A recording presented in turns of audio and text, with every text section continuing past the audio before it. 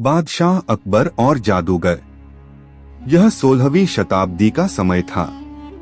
मुगल साम्राज्य का सूरज अपने शिखर पर था। दिल्ली और आगरा की गलियों में रौनक थी, बाजारों में मसालों और इत्र की महक और दरबार में अकबर की न्यायप्रियता के किस्से गूंजते थे। मगर समृद्धि के इन दिनों में भी एक अजीब डर धीरे धीरे फैल रहा था।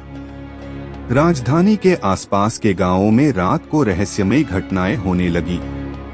अंधेरी रातों में नीली लपटें खेतों में भड़कती, पशुधन अचानक मर जाते और लोग बीमार पड़ जाते। कुछ ग्रामीण दावा करते कि उन्होंने एक लंबा, काले वस्त्रों में लिपटा आदमी देखा, जिसकी आंखें अंगारों की तरह चमकती थीं। अफवाह फैल गई, ये सब एक जादूगर का काम है जो काली शक्तियों से पूरे राज्य को शापित करना चाहता है। दरबार में हड़कंप मच गया। सैनिक, मंत्री और जनता सभी डरे हुए थे। अकबर, जो अपनी शांति और बुद्धिमानी के लिए प्रसिद्ध थे, ने तय किया कि इस रहस्य को सुलझाना ही होगा जादूगर का आगमन। एक शाम जब अकबर दरबार में बैठे थे, काले धुएं का एक बवंडर हॉल के बीचों बीच उठा। सभी दरबारी कांप गए। धुएं से बाहर निकला एक लंबा, काले चोगे में लिपटा आदमी, हाथ में चमकती हुई छड़ी और आंखें जैसे अंगारे। उसने गरजती आवाज में कहा, हे बादशाह अकबर, मैं हूँ जादूगर काफूर। तुम्हारे राज्य की धरती मर रही है, लोग बीमार हो रहे हैं और इसका इलाज केवल मेरे पास है। अकबर ने शांत स्वर में पूछा, और बदले में तू क्या चाहता है काफूर? जादूगर हंसा, उसकी आवाज जैसे गुफा में गूंज उठी। मुझे तेरा आधा साम्राज्य चाहिए और हर साल 100 सोने की थालियां, वरना यह आपदा कभी खत्म नहीं होगी। दरबार में हलचल मच गई। बीरेबल ने फुसफुसाकर अकबर से कहा, जहां पनाह, यह शैतान हमें धमका रहा है। लगता है यह डर और जादू से हमें झुकाना चाहता है। अकबर ने मन ही मन तय किया, यह केवल शक्ति का खेल है। मुझे इसे दिमाग से हराना होगा, न कि तलवार से। अकबर ने जादूगर को 3 दिन का समय मांगा।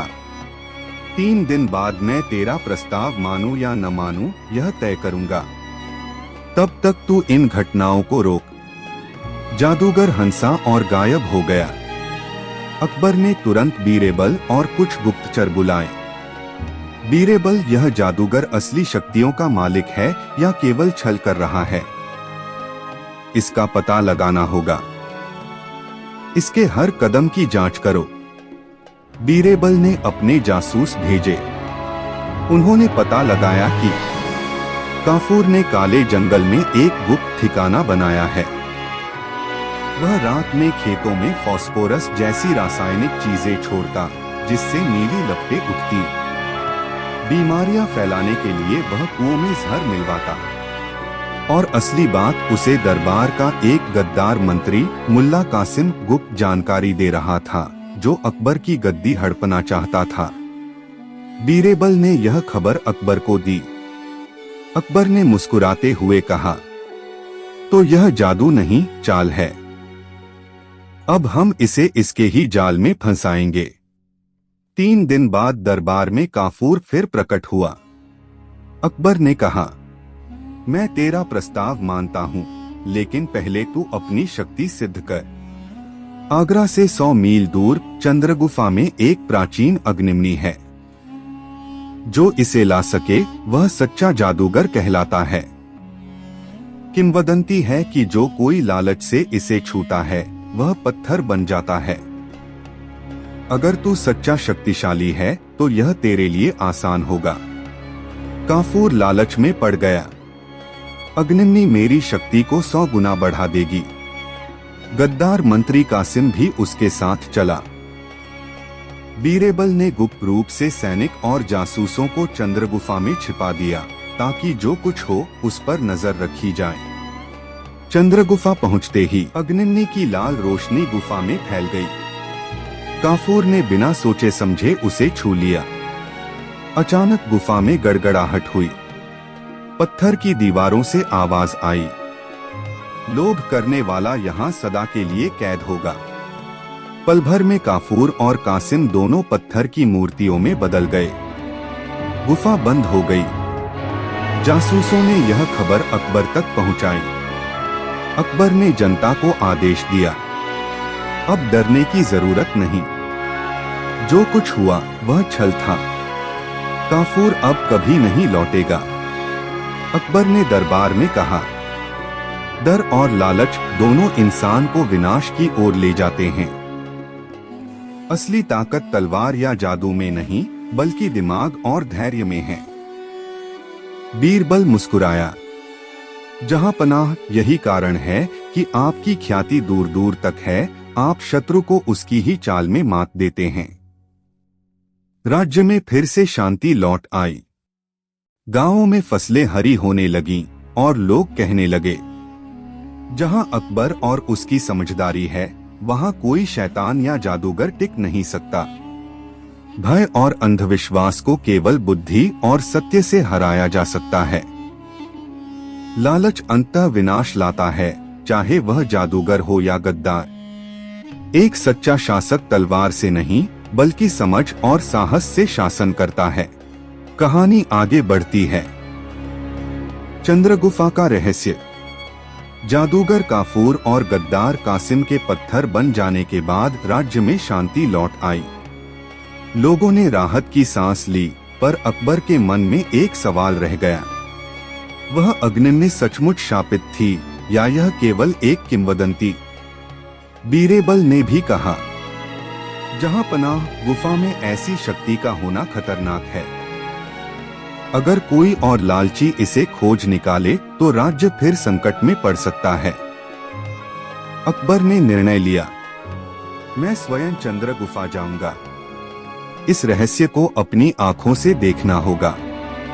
अगली रात अकबर ने भेष बदलकर बीरबल और कुछ वफादार सैनिकों के साथ गुप्त यात्रा शुरू की।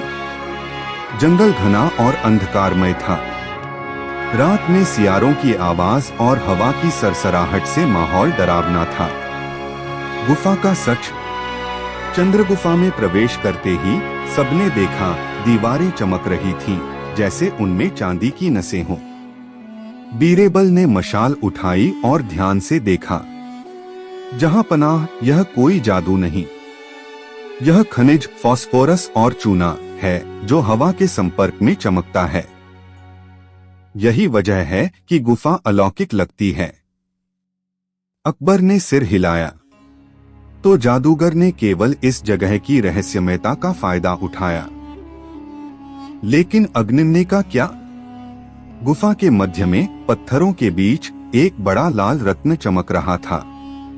बीरबल ने पास जाकर उसका निरीक्षण किया। यह कोई दिव्य मणि नहीं, बल्कि एक दुर्लभ खनिज पत्थर रूबी है। इसकी सतह पर एक विषैला रसायन लगा है। जो भी इसे सीधे छुएगा, उसकी नसें सुन्न होकर शरीर लकवाग्रस्त कर देंगी, जिससे लोग समझेंगे कि वह पत्थर बन गया। अकबर ने गहरी सांस ली। तो यह सब छल और विज्ञान का खेल था। हमें इसे सुरक्षित करना होगा ताकि कोई और इसे हथियार न बना सके। अकबर ने रत्न को दरबार में ले जाकर शाही खजाने में सील करवा दिया और गुफा के प्रवेश द्वार को बंद करवा दिया। साजिश का खुलासा। जांच के दौरान पता चला कि काफूर अकेला नहीं था। दरबार में एक और गद्दार, एक व्यापारी संघ का सरदार, राज्य में डर फैलाकर व्यापार पर कब्जा करना चाहता था। उसने काफूर को धन और जानकारी दी थी। अकबर ने चुपचाप योजना बनाई। एक रात अकबर और बीरबल ने गुप्त सैनिकों के साथ व्यापारी के गोदामों की तलाशी ली। वहां उन्हें मिला जहरीले रसायनों का भंडार, जिनसे कुएं दूषित किए जाते थे। डर फैलाने के लिए बनाए गए नकली जादुई ताबीज, मुगल साम्राज्य के खजाने की चोरी की योजना के दस्तावेज। व्यापारी को दरबार में पेश किया गया। अकबर ने कहा, राज्य में अंधविश्वास और डर पैदा करना सबसे बड़ा अपराध है। तूने अपने स्वार्थ के लिए जनता की जान से खेला। व्यापारी को कड़ी सजा दी गई और उसका धन जनता के कल्याण के लिए खर्च हुआ। और सीख, कुछ ही दिनों में राज्य में फिर से समृद्धि लौट आई। गांवों में फसलें लहलहाईं, बाजारों में चहल पहल लौट आई। अकबर ने दरबार में कहा, हमारे राज्य को जादू या डर से नहीं बल्कि सच्चाई और समझ से चलाना होगा। जो लोग अंधविश्वास और लालच से जनता को धोखा देते हैं, वे अंत में अपने ही जाल में फंसते हैं। बीरबल ने मुस्कुराते हुए कहा, जहां पनाह, यही कारण है कि लोग आपको बादशाह ही नहीं बल्कि न्याय का प्रतीक मानते हैं। अंतिम संदेश, सीख, अंधविश्वास और डर केवल ज्ञान और समझ से मिटते हैं। लालच और छल करने वाले अंततः नष्ट हो जाते हैं। एक सच्चा शासक केवल तलवार से नहीं बल्कि बुद्धिमानी और साहस से राज्य चलाता है।